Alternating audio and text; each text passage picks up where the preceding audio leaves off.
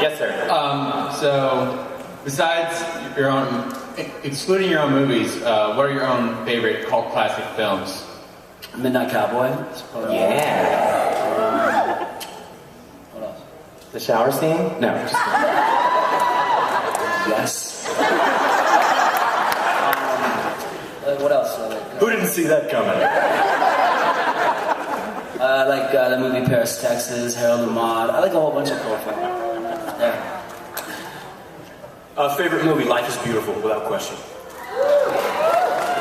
I know it's not a cult classic, but to me it's, I mean, I don't know, that movie was a perfect combination of everything. You know, little theatrics. I mean, some of the sets looked almost like, you know, West End theater. It was dramatic, it was comedic, it was all of those things. So that's the movie that moves me the most, you know. Look, there's a nun. Oh, she's blessing you. What are you saying? She did the wrong thing. She's like, yay!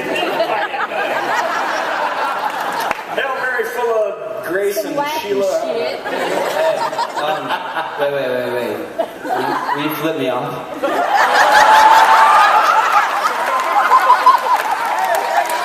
Welcome to Dragon Con. Oh, she's gonna do it right. Beans and a bird. That's hot. Who's next over there? Thank you, ma'am. My friends and I frequently debate where in the jail scene in Boondock Saints, you were actually given a mission from God or you dreamed it up yourselves. What? Hey, baby, we're all on a mission from God, whether you like it or not. So the question is, what do you all see as the motivation? I mean, do you all think that in the way the movie was written, y'all were supposed to have been sent a mission from God, or that was something that y'all were just a little crazy and decided this was the way to go? Whatever the source of the message is, I think at its core it's self-preservation. You know, if you don't do shit, that fucking ugly world's gonna take over you. You know. It's Otherwise, true. you know, you take it upon yourself to go out and sort shit out and change it. You know. Yes. Preach on, preach on. Can I get an amen? I said, can I get an amen? Mr. Fox.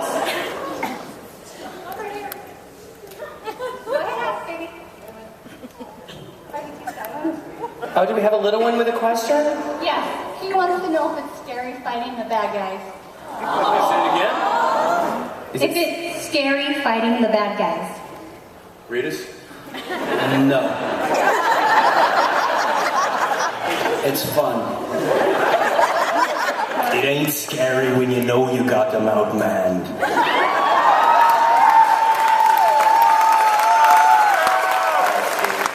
Earmuffs, am I fucking right? Un-earmuff. Who's next? First of all, I'd like to say thank you. Me and my buddies at my unit, we do nothing in the barracks, but we sit down, we watch your movies, we react. And You in the military? Marine Corps. God bless you. We run around with airsoft guns. I just want to say thank you, and I'm sorry about Sean Penn. God bless you, brother. My question for you is, what's it like shooting the new guns from the second movie? They're heavy. I've been wanting to get my hands on some, but... You know, it's funny, those Desert Eagles, it's like, you know, people say, like, bigger is always better. You know, I mean, up to a certain point, you know, then too big doesn't actually work. Same thing with the guns, you know, they're supposed to be, yeah, you filthy little fuckers, fancy little fuckers. Let me tell you something, too small always works. Too big, at a certain point, doesn't start to work anymore. A 9mm, you know, it's like handy, you can move it around everywhere. Those Desert Eagles are like, doesn't fucking work. You know, you're holding a bazooka in your hand. Looks fucking badass, you know? But actually, when you try and use it, it's like... We just did a USO tour not too long ago and shot some awesome guns. Yeah. And yeah, it was a blast. Nomine Patri, et Filii, et Spiritus Sancti. Yeah, baby. And the shepherd you should be.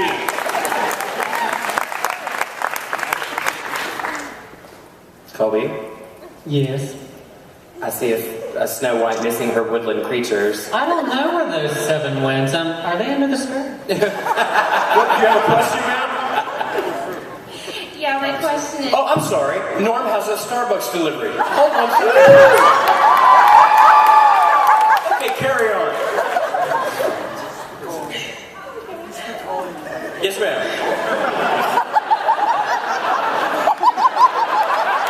Come on, spit it out, you little shitty thing. Okay, my question is, you're talking about doing a 3rd movie, and I know the first 2 movies, your sidekick, I guess, is always a male. Would you ever consider having a female be your sidekick? Well, let's look at this thing analytically.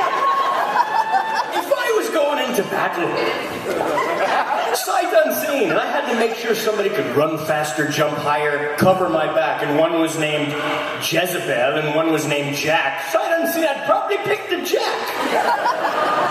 God bless it. But unless she was, what's her name from the first one? Bitch, I had to punch in the face. Bertha McBurthenstein. Rosengirdle. That chick could be on our team. That chick would sort us out. I miss Rosengirdle, actually. I miss her. She was the coolest chick in the world, by the way. Seriously. Freeze dried. For longevity. So my friends went to Mayhem in Orlando and they told me that I had to ask you this. Where's my cat? Is that like secret code, some shit that we should know? It's from the movie. So not I was gonna say it's not dark yet. syntax, baby. It's splattered on the wall.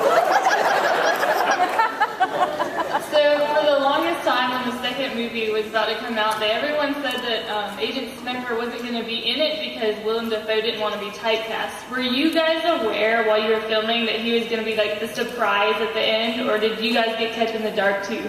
No, we knew. We lied to crowds of people for months.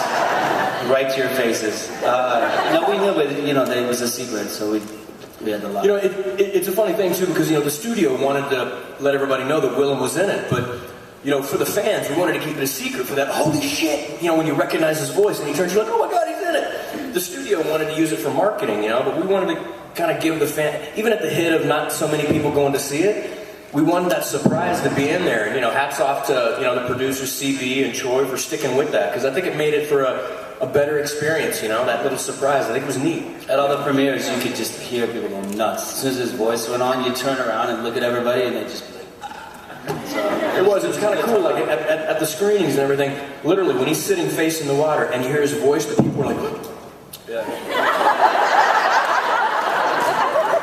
And me and Noah are like,